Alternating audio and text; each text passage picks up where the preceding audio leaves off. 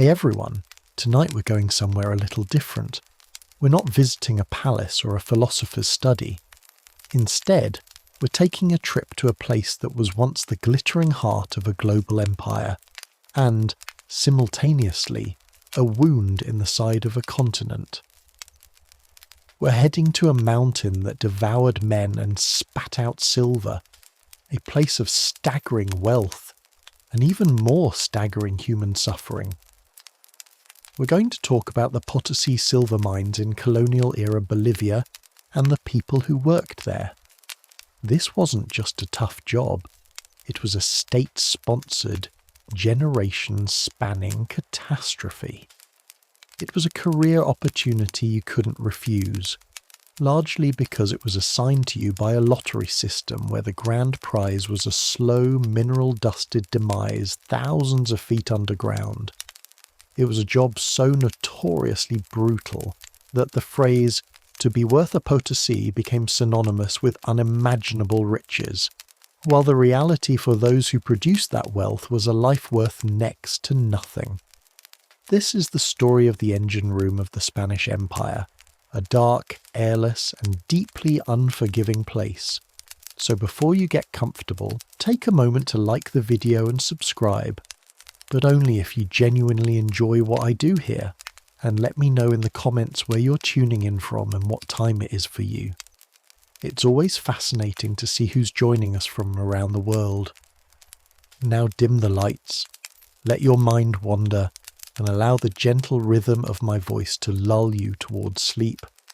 Maybe settle in, pull your blanket a little closer, and let's ease into tonight's journey together. Before it was a mint for the Spanish crown and the treasury of Europe, the mountain we now know as Cerro Rico de Potosi was just a mountain. For the indigenous Quechua and Aymara people of the Andes, it was likely a huaca, a sacred place, a powerful natural object imbued with spiritual significance, a point of reverence in a landscape where the divine was written into the very stone and soil.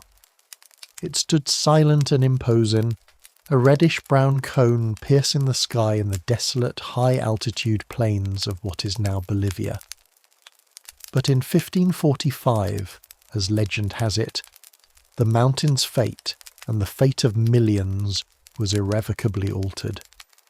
An Andean man named Diego Hualpa, a local herder, was searching for a lost llama on its steep, wind-swept slopes.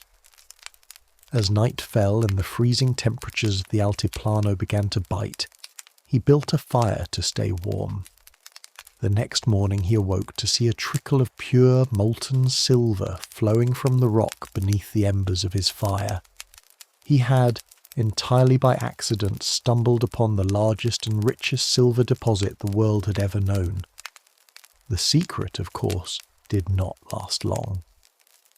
Word travelled quickly to the Spanish conquistadors, who'd already carved up much of the former Inca Empire. Soon, they knew, and the quiet, sacred mountain was about to become the epicenter of a global economic revolution, built on a foundation of unimaginable suffering. Your journey to Potosi, however, would have had nothing to do with luck or discovery. It would have begun with a summons, a cold official decree that shattered the rhythm of your life. Imagine you're an indigenous Andean man living in your ancestral village, or Ailu, in the 17th century. Your world is one of reciprocity and balance, governed by the cycles of planting and harvesting potatoes and quinoa, the worship of mountain spirits, Apus, and the deep, intricate bonds of kinship. Then the Spanish corregidor, the local magistrate, arrives, flanked by armed guards and a priest. He is not here to trade or to negotiate. He is here to enforce the mita.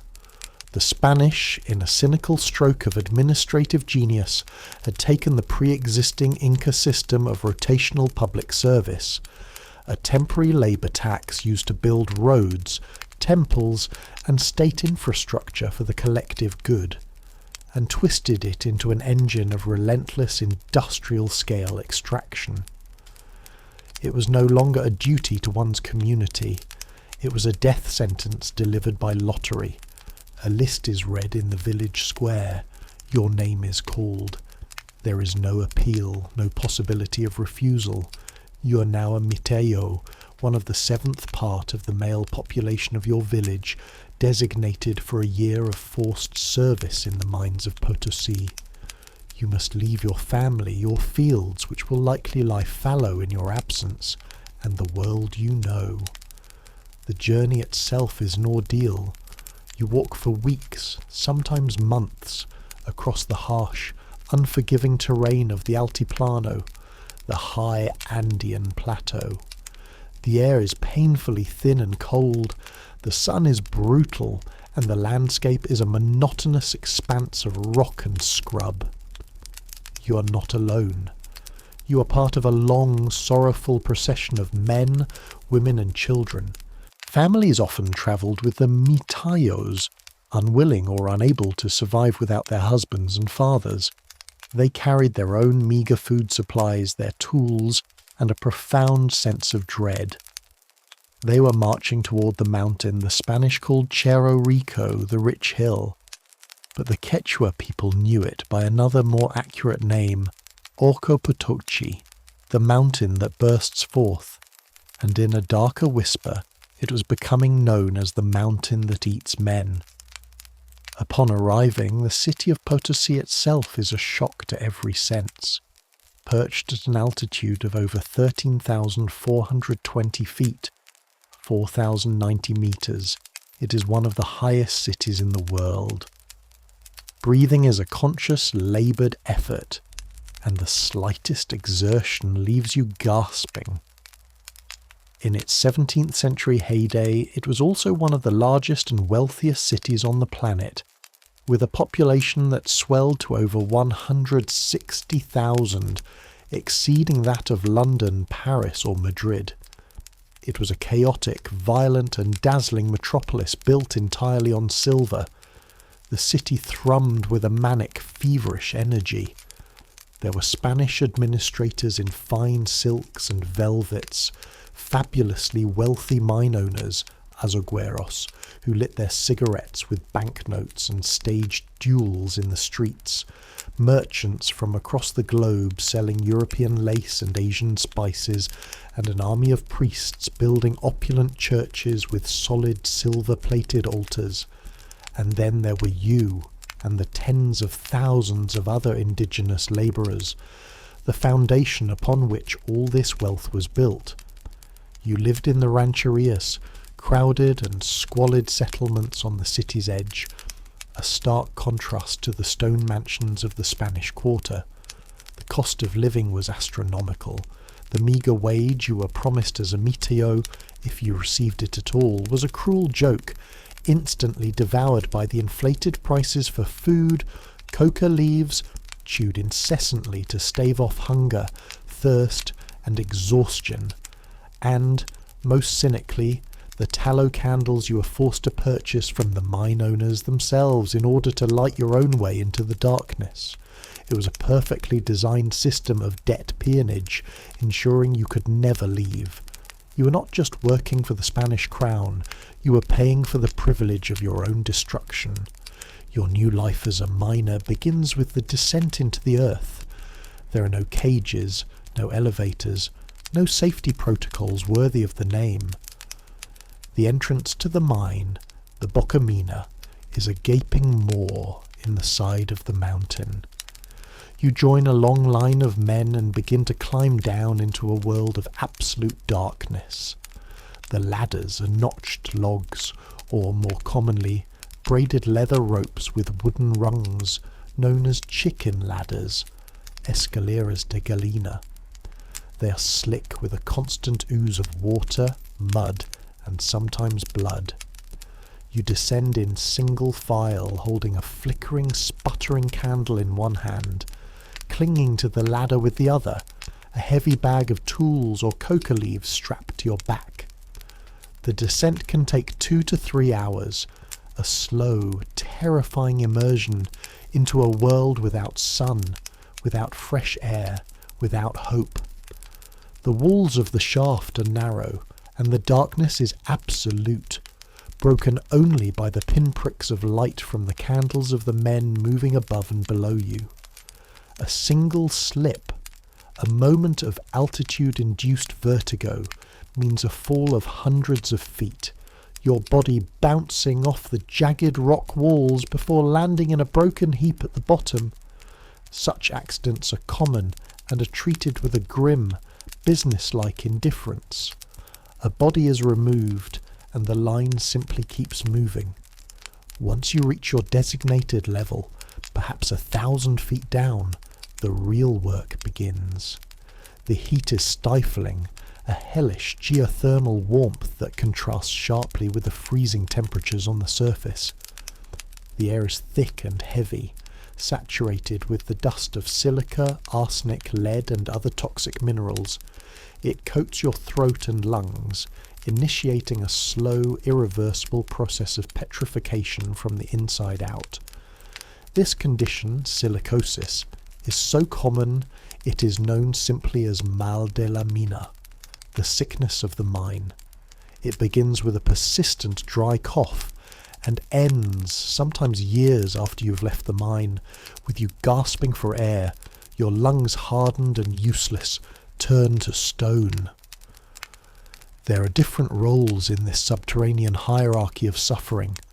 The most skilled and most endangered are the barateros, the men who physically hack at the silver veins with iron pikes, crowbars and hammers.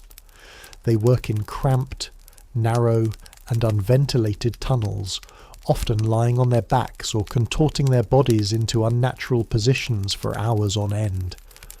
The risk of a tunnel collapse is constant. The mountain, riddled with thousands of tunnels, groans and shifts, and entire crews could be buried alive in an instant without a sound reaching the surface.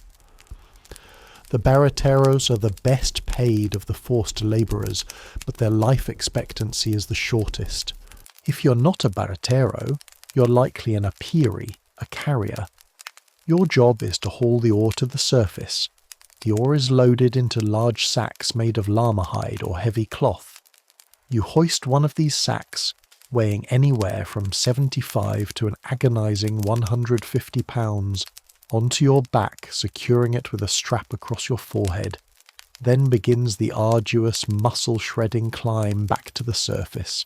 You ascend the same rickety ladders you came down, one rung at a time, your muscles screaming, your lungs on fire, the weight of the rock pressing you down into the earth. You climb for hours, navigating the darkness, the slippery rungs, and the other men moving up and down the shaft. Many die from sheer exhaustion, their hearts giving out under the strain. If you make it to the surface, you deposit the ore and, after a brief respite to chew more coca leaves, you are sent back down. This cycle can continue for 12 hours straight. For some, it went on for days on end in a brutal system called corridas, where workers were locked in the mine until a certain, often impossible, quota was met. But the most insidious and systematic killer at Potosi was not the falls, the collapses, or the lung disease. It was the mercury. In the 1570s, the Spanish introduced the patio process, a revolutionary amalgamation technique that dramatically increased silver yields. After the ore was hauled to the surface, it was crushed into a fine powder, often by stone mills powered by mules or water.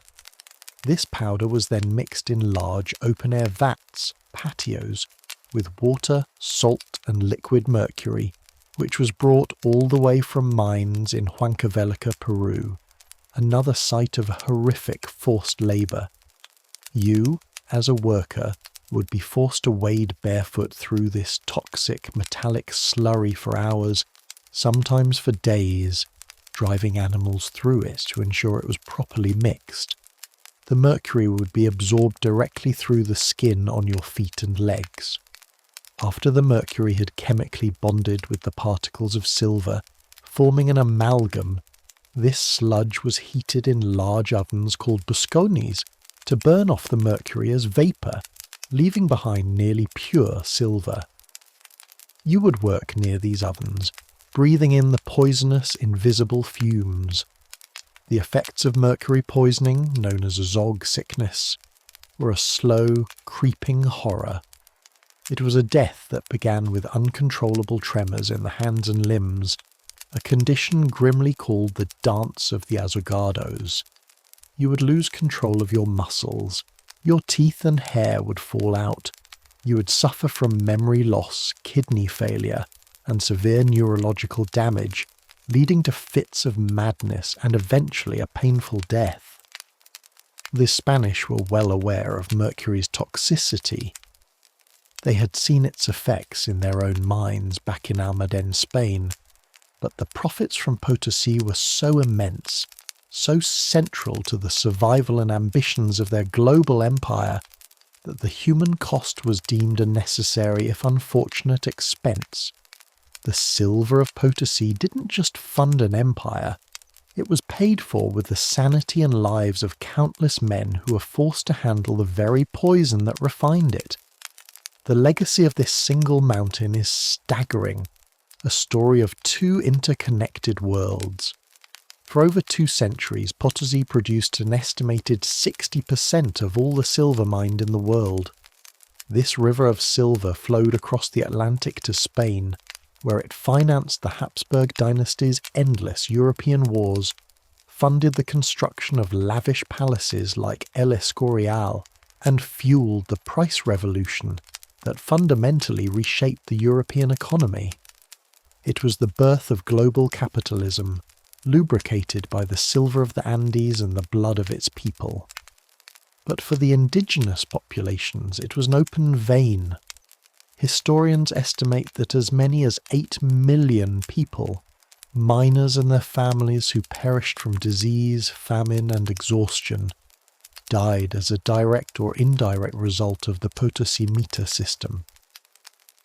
It was a demographic catastrophe on a scale that is difficult to comprehend, a slow-motion genocide fueled not by overt malice, but by the cold, calculating logic of colonial economics. The mountain that had once been sacred became a tomb, and the wealth of an empire was built quite literally upon its bones.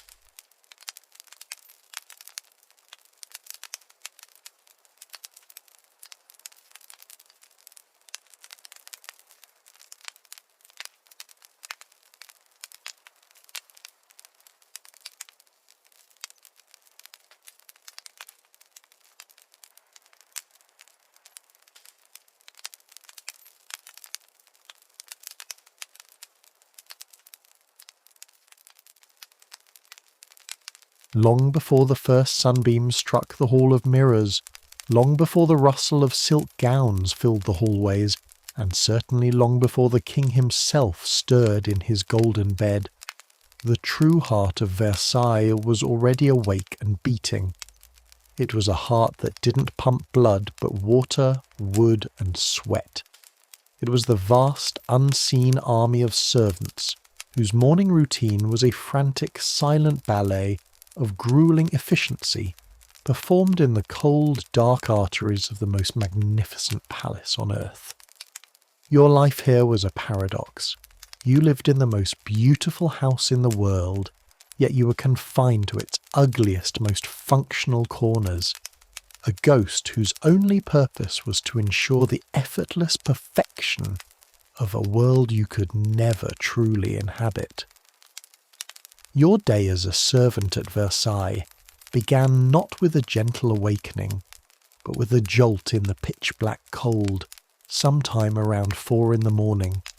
You likely slept in a cramped, windowless attic room, crammed onto a simple straw pallet with several other people. These rooms, known as the galetas, were directly under the roof, making them freezing in winter and suffocatingly hot in summer. The air was thick with the scent of unwashed bodies and exhaustion. There was no privacy, no comfort, and no time for lingering. The only alarm clock was the gnawing knowledge that to be late was to risk a fine, a beating, or outright dismissal.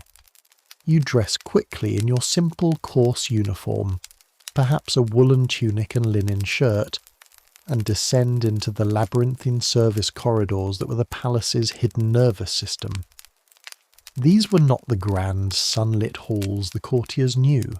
These were the dégagements, narrow, damp, and dimly lit passages, bustling with the silent, purposeful hurry of thousands of workers, their faces pale in the candlelight. The first and most relentless task of the morning was fire. Versailles, for all its gilded splendour, was a cold, draughty beast of a building. It contained over 2,000 rooms and more than 1,200 fireplaces, each of which needed to be cleaned of yesterday's ash and coaxed back to life before its noble occupant awoke. As a lower-ranking servant, a garçon de chambre, your job might be to haul endless loads of firewood. This wasn't a short trip. The wood was stored in vast reserves on the palace grounds, and you would carry it up countless flights of back stairs, your arms aching, your breath clouding in the frigid air. You'd deliver the logs to the antechambers of nobles who were still deep in slumber, working in near silence, careful not to let a log drop or a door creak. You were a phantom, meant to be felt in the rising warmth of the room, but never seen or heard. Next came the water. Versailles had no indoor plumbing as we would understand it. There were no taps, no showers. Every single drop of water for washing, cooking, and the rare, monumental task of cleaning had to be hauled by hand from the palace's wells or reservoirs.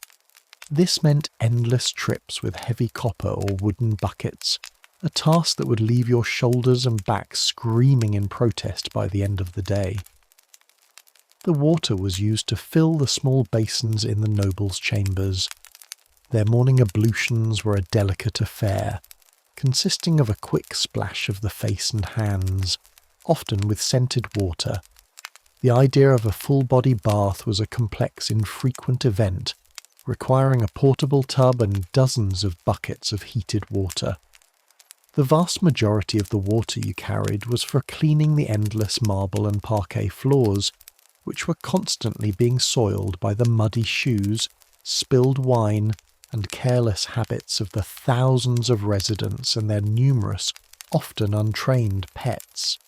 Dogs were everywhere in Versailles, and they were not housebroken. As the sun began to rise around 6 o'clock, the pace quickened into a controlled frenzy. The palace was a city unto itself, and it needed to be fed.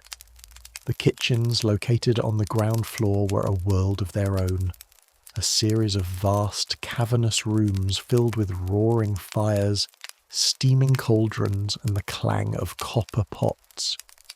The heat was immense, the noise deafening. The kitchen staff was a rigid hierarchy, from the head chef down to the lower scullery maid. Your job might be to pluck dozens of chickens, scale mountains of fish, scrub cartloads of vegetables, or turn a giant spit over a fire for hours on end, your face blistering from the heat. The pressure was intense. A simple breakfast for the royal family and the upper echelons of the court was an operation of military precision involving hundreds of dishes. An error in seasoning, timing, or presentation could result in furious reprimands from the head chef, a man who wielded his ladle like a royal sceptre. Perhaps the most uniquely stressful morning chore, reserved for a select few valets, was preparing for the lever, the king's formal waking ceremony, which began around 8 o'clock. This was not a simple good morning. It was a highly orchestrated theatrical performance, a sacred ritual that reaffirmed the king's divine status every single day. As a valet, you would have been up for hours preparing. You would ensure the king's chamber was the correct temperature, that his clothes were laid out in the precise order, that the water for his ceremonial washing was warm to the exact degree.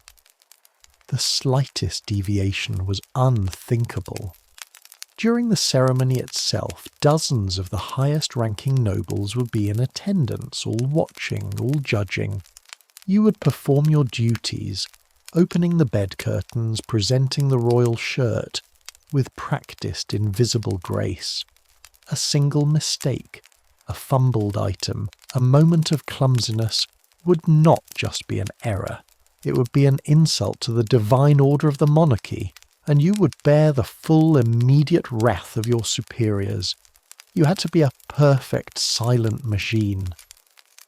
By the time the courtiers began to stir in their own chambers, yawning in their silk-draped beds and ringing for their morning chocolate, you had already put in a full day's work. You had carried your own weight in wood and water several times over, scrubbed floors that were already being dirted, stoked fires that were already dying down, and contributed your small, invisible part to the grand illusion of effortless majesty. Your morning was a testament to a fundamental truth of Versailles. For every moment of glittering, sun-drenched beauty enjoyed by the nobility, there was an equal and opposite measure of cold, dark and exhausting labour performed by an army of shadows. The Sun King could only rise each morning because thousands of nameless servants had already spent hours chasing away the night.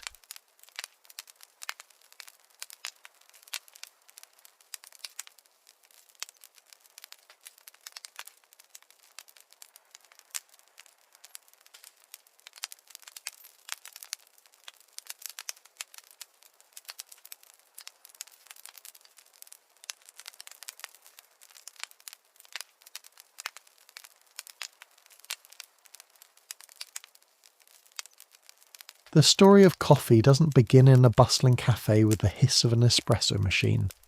It doesn't start in a boardroom with executives planning a global brand. It begins, according to legend, on a quiet mountainside in the Ethiopian highlands with a goat herder named Kaldi and his unusually energetic flock. This isn't just a charming folk tale. It's the symbolic birth of a ritual that would conquer the world. And its first cultivators were not farmers or merchants, but monks seeking a connection to the divine, a way to sharpen the mind for long nights of prayer. The history of coffee is a history of spirit before it was a history of commerce. The legend, which dates back centuries, paints a simple but vivid picture. Kaldi, a humble herder, noticed sometime around the 9th century that his goats were behaving very strangely after nibbling on the bright red berries of a particular unfamiliar shrub. Instead of their usual placid grazing, they were leaping, dancing and bleating with an energy that lasted late into the night. They were, for all intents and purposes, the world's first jittery caffeine addicts. Confused, and more than a little intrigued by this sudden goat-herd disco, Kaldi decided to try the mysterious berries himself. He felt a similar rush, not of intoxication, but of exhilarating clarity, focus, and a profound sense of wakefulness. His fatigue vanished, replaced by a sharp mental energy. Convinced he had stumbled upon something miraculous, he gathered a handful of the berries and brought them to a nearby monastery. He presented his discovery to the head monk, the abbot, explaining the strange effect they had on him and his flock. The abbot, however, was deeply suspicious. In a world where the line between the divine and the demonic was razor-thin, anything that altered one's state of being so dramatically was cause for alarm. He denounced the berries as a sinful temptation, a devil's work, and in a moment of pious frustration, threw them into a nearby fire. But then something truly magical happened. As the berries began to roast in the flames, a rich, complex and intoxicating aroma filled the monastery halls. It was a smell unlike any they had ever encountered. The other monks, drawn from their cells by the incredible scent, gathered around the fire. Curious now, they raked the blackened, roasted beans from the embers. Seeing that they were too hard to chew, they decided to grind them up and dissolve them in hot water, creating the world's first, albeit accidental, cup of coffee. That night the monks drank the dark, fragrant brew and discovered its true power. They found they could stay awake for their long hours of nocturnal prayer, their minds sharp and focused, their spirits elevated. The devil's fruit was swiftly rebranded as a divine gift. The monks had found their holy fuel, a tool not for sin but for sanctity. While the story of Kaldi and his dancing goats is likely apocryphal, a beautiful piece of folklore, the core of it points to a historical truth. The earliest credible evidence of coffee drinking and cultivation doesn't come from Ethiopia directly, but from the Sufi monasteries of Yemen, just across the Red Sea in the 15th century. These Sufi mystics, who practiced a form of Islamic meditation involving the rhythmic repetition of God's name, known as dhikr, often held their ceremonies late into the night. Sleep was their constant enemy. They discovered that a beverage made from a certain bean, imported from the nearby Ethiopian highlands, helped them fend off drowsiness and maintain the intense concentration required for their spiritual practices. They called it qahwa, an old Arabic term that originally meant wine. For them this was a new kind of wine, a wine of the pious that elevated the spirit without clouding the mind. From these monasteries, coffee culture began to spread. The monks and mystics were its first true cultivators. The Ethiopian highlands, with their rich volcanic soil, high altitudes and temperate climate, were the perfect and only natural environment for the Coffea arabica plant. The monks learned to nurture the plants, to harvest the berries, or cherries as they're properly called, at the peak of their ripeness. This was not industrial agriculture. It was a careful, patient, and almost spiritual practice. The plants were often grown in small shaded gardens, sometimes in the monastery's own grounds, alongside other crops. The entire process was done by hand, from the selective picking of the red cherries to the slow process of drying the beans in the sun. The preparation of the coffee itself became a sacred ritual, especially in its native Ethiopia. This is the origin of the world-renowned Ethiopian coffee ceremony, or buna. It is the polar opposite of grabbing a disposable cup on the way to work. It's a social, meditative and deeply respectful event that can last for hours, designed to foster community and conversation. This ceremony begins with the hostess, often a young woman, spreading fresh grasses as flowers on the floor and lighting incense to purify the air. She then brings out the green, unroasted coffee beans and washes them. The washed beans are then roasted in a small, long-handled pan held over a charcoal stove. This is a key moment of the ceremony. As the beans turn from pale green to golden brown, and finally to a deep, oily black, the hostess wafts the fragrant smoke towards her guests, inviting them to savour the aroma. It's a form of blessing and a shared sensory experience. The freshly roasted beans are then ground by hand with a mortar and pestle, a rhythmic percussive sound that adds to the atmosphere. The grounds are mixed with water in a traditional long-necked clay pot called a jabina, which is then placed directly on the stove to brew. When the coffee is ready, it is poured with incredible skill in a single continuous stream from a height into small handleless ceramic cups. It is served 3 times to each guest. The first serving, called abul, is the strongest and most important. The second, toner, is made by adding more water to the same grounds, and the third, baraka, is the weakest, considered a final blessing. To leave before accepting all 3 cups is considered a breach of etiquette. The entire process, from the careful cultivation by monks to the ceremonial brewing, highlights the original relationship humanity had with coffee. It was never about a quick caffeine fix. It was about community, spirituality, and a deep reverence for the plant itself. The monks who first tended to those coffee shrubs in the high gardens of Ethiopia and Yemen weren't just growing a crop, they were nurturing a new form of consciousness, one that would eventually pour out of their monasteries and change the social and intellectual landscape of the entire planet, one thoughtful, aromatic cup at a time.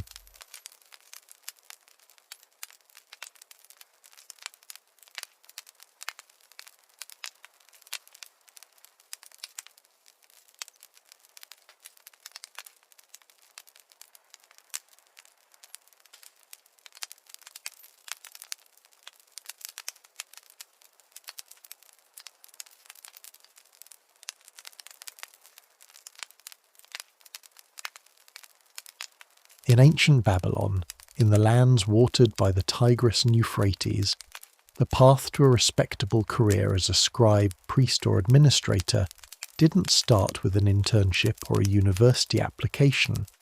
It started in a place called the Adubba, the tablet house, which was the Sumerian and later Babylonian version of a school. And it was, by all accounts, a profoundly miserable experience. This was not a place of gentle encouragement and creative student-led learning. It was a factory for producing the literate bureaucrats needed to run a complex empire, and the primary tools of instruction were rote memorization, grueling repetition, and the ever-present non-negotiable threat of a good, sound caning for any number of infractions, real or imagined. The life of a Babylonian student, who was almost always the son of a wealthy or noble family, as only they could afford the tuition and the lost labour, began before sunrise. He would leave his home, perhaps with a couple of lunch buns packed by his mother, and walk nervously through the bustling city streets to the Adubba. To be late was the first of a long list of potential offences, each with its own prescribed corporal punishment. The school itself was likely a simple mud brick building, probably attached to a temple or palace complex. Inside, it was filled with the rows of students, from young boys just starting out to teenagers on the verge of graduation, all hunched over damp clay tablets, their faces etched with a mixture of intense concentration and a healthy dose of fear. The head of the school was known as the Umia, the expert or school father, and he ruled his small kingdom with absolute authority. He was assisted by a staff of teachers and proctors, each with a specific role. There was a man in charge of Sumerian, a man in charge of drawing, and most ominously, a figure known in the texts as the Sher Mashkim, the man in charge of the whip. This individual was not a ceremonial figure. He was the chief enforcer of discipline, and his cane was the ultimate pedagogical tool. His job was to ensure that the will of the Umia was carried out swiftly and painfully. The curriculum was brutally difficult, centered on learning cuneiform, one of the world's oldest and most complex writing systems. Cuneiform wasn't an alphabet, it was a syllabae, involving hundreds of different signs made by pressing a wedge-shaped stylus into wet clay. It was not intuitive, and it required immense precision and memory. A student's education was a long, arduous journey. He would spend years simply learning to form the basic signs correctly, his hands aching from the repetitive motion. He would copy long lists of words, thematic lists of trees, animals, gods, cities, professions, over and over again until they were burned into his memory. His work was constantly scrutinized. If his tablet was sloppy, if his signs were poorly formed, if he misunderstood a word, or if he was caught daydreaming, The consequences were swift and usually involved the cane. We know about the daily misery of the Adubba in excruciating detail thanks to a number of surviving Sumerian texts. Most famously, a literary composition scholars have dubbed School Days. This text is essentially a 4,000-year-old complaint letter from a student, and it is both poignant and darkly humorous. The student recounts his daily torments with a litany of woes. "My headmaster read my tablet and said, 'There is something missing,' he laments, and for that he was caned. The proctor caned him for loitering in the street. Another teacher caned him for his messy handwriting. He was caned for standing up without permission, for talking when not spoken to, for not speaking loud enough, and for his poor Sumerian pronunciation, a dead language they had to learn, much like Latin in later European schools." The man in charge of the whip was clearly a very, very busy individual.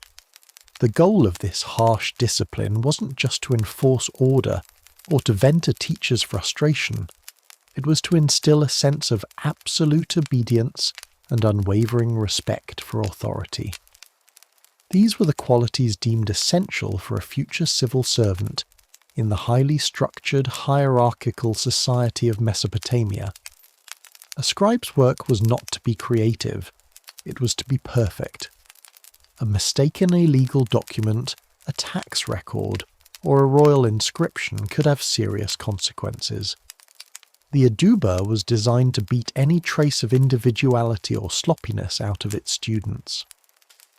Beyond the grueling task of writing, students learned mathematics, which was crucial for the complex accounting required to manage the empire's economy, survey land, and calculate taxes. They also studied literature, memorizing and copying parts of the great works of Mesopotamian culture, like the Epic of Gilgamesh or the Enuma Elish. This wasn't for literary appreciation, it was to master the classical forms of the language and to absorb the cultural values embedded in the stories. The school day was long and monotonous, filled with endless drills and the constant pressure of performance. There were no group projects, no class discussions, no creative assignments. Education was a one-way street. The teacher dictated and the student copied. The School Days text, however, ends with a clever and timeless solution. The long-suffering student, after yet another day of beatings, goes home and begs his father to do something. He suggests that his father invite the Umiya over for a fine dinner, anoint him with fragrant oil, dress him in a new garment and present him with a generous gift and a little extra money. The father agrees to the plan. He lavishes the teacher with food, wine, and gifts. Flattered by the attention and the strategic bribe, the headmaster's attitude undergoes a miraculous transformation. He begins to praise the student's work, blesses his future, and declares that he will become a leader among his peers, a true master scribe. It's a humorous and deeply human ending, revealing that even in the rigid and brutal world of the Babylonian Adubba, a little strategic schmoozing could go a very long way. Ultimately, this system, for all its institutionalized harshness, was a staggering success. It produced generations of scribes who managed the complex machinery of the world's first empires, recorded humanity's first laws, wrote down our first great works of literature, and tracked the movements of the stars with astonishing accuracy. The stick was not just a tool of punishment, it was an instrument that hammered civilization into clay. It forged discipline, precision, and a deep, if fearful, respect for the power of the written word. It was a painful, traumatic education, but it was an education that built and then preserved a world.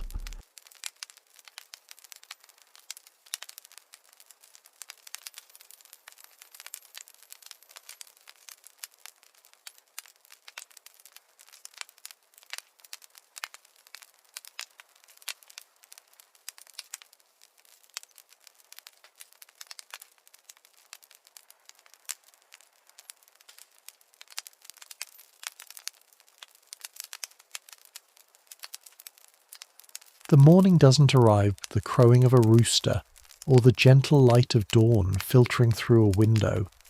It arrives with the distant, mournful clang of a single church bell, a sound that has become the city's heartbeat, counting not the hours, but the dead.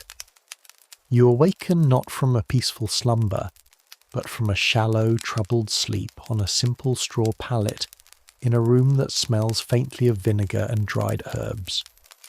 This is the scent of your profession, a feeble aromatic shield against the pervasive sweetness of decay that hangs over the city like a shroud. You're not a soldier, a priest, or a merchant. You're something far stranger, a figure born of desperation and scientific bewilderment. You are a plague doctor. Your first task of the day is not to eat or to pray, but to become the spectre that the city both fears and begs for. You begin the ritual of dressing, a process that is less about clothing and more about constructing a fortress of leather, wax, and delusion. First, the heavy waxed leather cloak. It's stiff and slick, designed to be impervious, to prevent the bad air, the miasma, from clinging to you. It covers you from neck to ankle, a dark, ominous shell. Then come the leather breeches, gloves, and tall boots, each piece meticulously sealed. There can be no gaps, no exposed skin. You are encasing yourself, not just from the touch of the sick, but from the very air they breathe. The final and most iconic piece is the mask. It is not designed to comfort or to look human.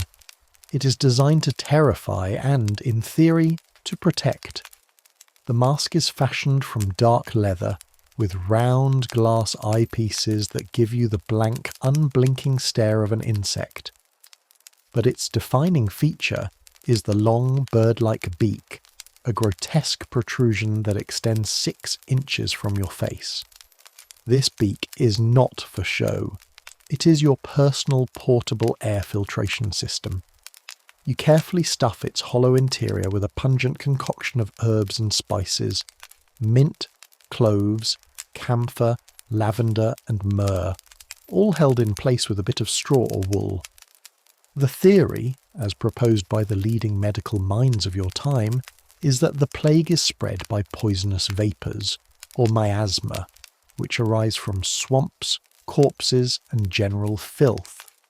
A sweet or pungent smell, it is believed, can counteract and purify this deadly air.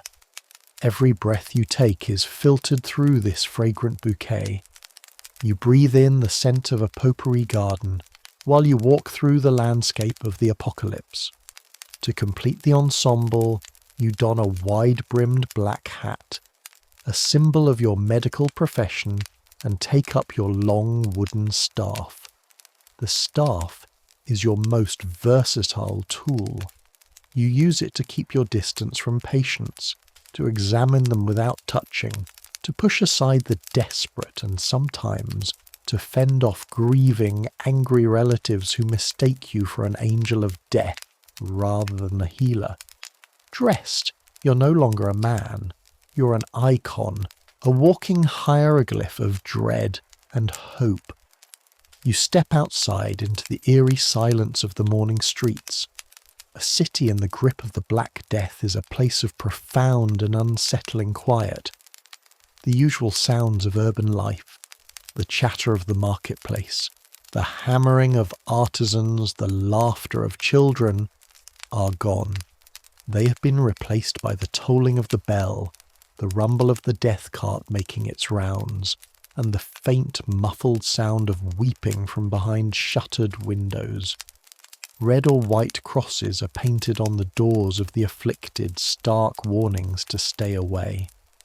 The air is thick with the smoke of bonfires, as people burn juniper and rosemary in the streets, another desperate attempt to cleanse the air. But nothing can truly mask the underlying smell. You walk through these empty streets, your staff tapping a lonely rhythm on the cobblestones. People see your silhouette and retreat into doorways, whispering prayers or curses. They are terrified of you, but they are also the ones who summoned you. Your position as a plague doctor is a strange one. You're not typically a city's most esteemed physician. The wealthy and experienced doctors often fled at the first sign of an outbreak, retreating to their country estates. Plague doctors were often second-rate physicians, young doctors trying to make a name for themselves, or, in many cases, individuals with no medical training at all, hired by the city council out of sheer desperation. They were offered a handsome salary, a hazardous duty bonus, and sometimes the promise of citizenship. Your contract with the city is precise. You're to treat the sick, regardless of their station. You're to record the number of dead. And crucially, you are often forbidden from interacting with the healthy population, forced to live in a state of semi-quarantine yourself. You're a necessary pariah. Your first house call is to a weaver's home. A family member meets you at the door, their face a mask of terror and exhaustion. They lead you to a small dark room where the patient lies on a sweat-soaked bed. You do not touch them. You stand at a distance, using your staff to lift the bedclothes. You're looking for the telltale signs, the buboes, the swollen, painful lymph nodes in the groin, armpits, or neck that give the bubonic plague its name. They are dark, purplish, and sometimes as large as an apple.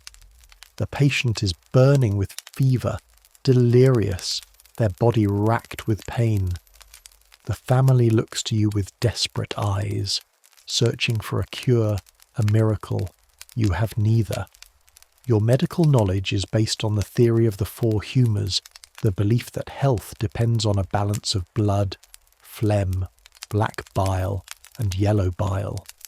The plague, it is thought, is a result of a severe imbalance, a corruption of these humours. Your treatments are designed to restore this balance, but they are, by modern standards, useless at best and actively harmful at worst. You might recommend bloodletting, opening a vein to drain the bad blood. You use a lancet, a small sharp knife, making a quick incision. The blood that flows is dark and thick. This does nothing to fight the bacterial infection, of course.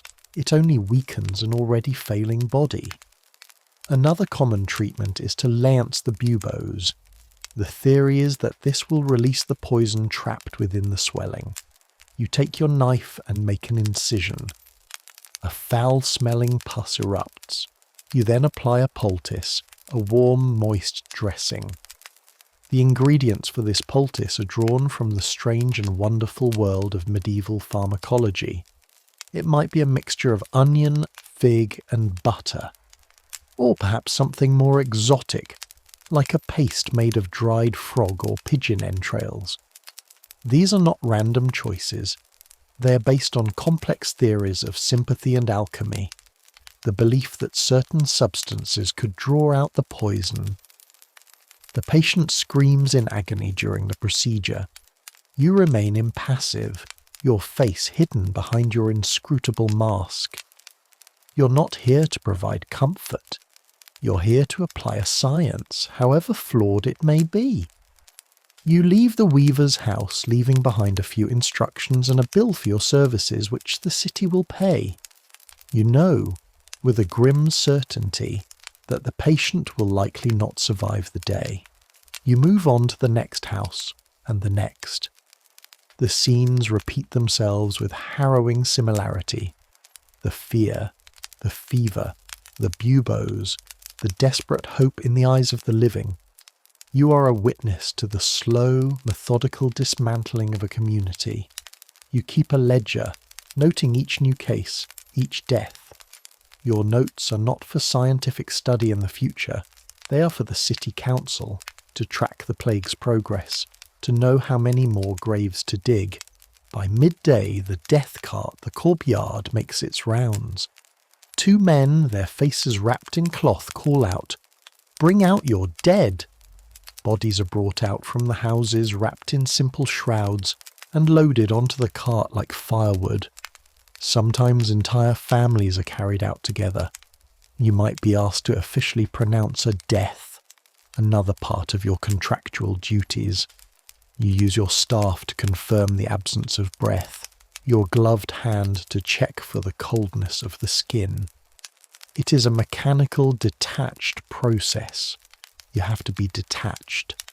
To feel the weight of every death would be to go mad. Your day is a litany of such encounters. You move through a world of ghosts, both the dying and the soon-to-be dead.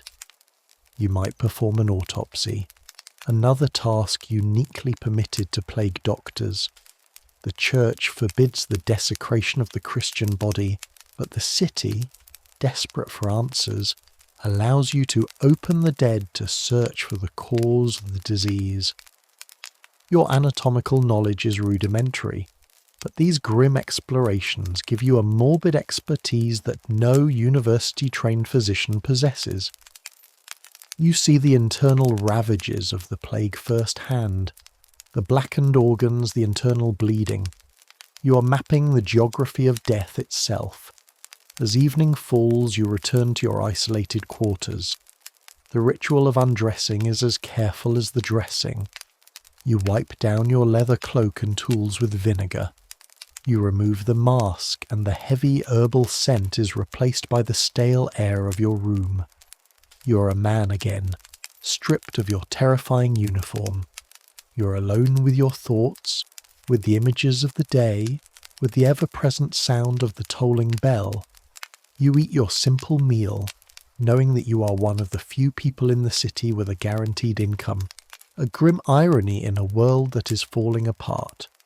You're a symbol of a paradox, a healer who cannot heal, a scientist working in the dark, a man who walks through death every day, protected only by a leather beak full of flowers, and you know that tomorrow morning the bell will ring again, and you'll have to put on the mask and do it all over again.